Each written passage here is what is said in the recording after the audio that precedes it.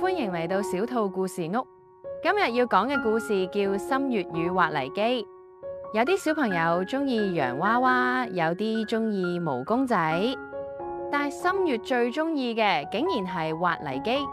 一齊嚟聽下點解佢會咁中意呢啲工程車。呢位係心月，一個可愛嘅小女孩。佢最中意嘅唔係洋娃娃，亦都唔係毛神神嘅紅啤啤。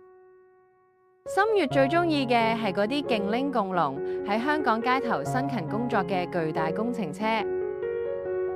喺所有嘅工程車裏邊，心月最愛嘅就係滑泥機。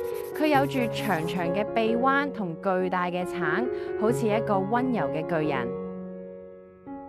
每當睇到滑泥機工作，心月就會伸出自己嘅小手臂，彎起嚟，再慢慢放落去，滑。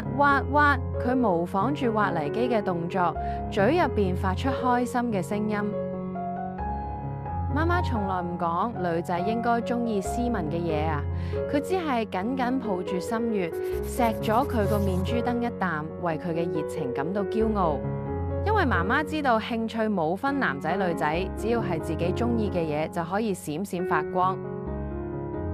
有一日，媽媽帶心月去買新衫，喺掛滿咗小花裙同 lace 邊嘅店入邊，媽媽揾到咗一件與眾不同嘅衫。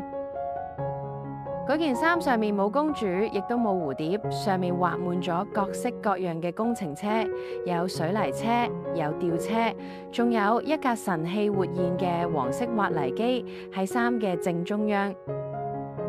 心月睇到新衫，眼睛即刻發晒光，佢指住自己肚仔上面嘅滑泥機，開心咁同媽媽講：車啊，滑！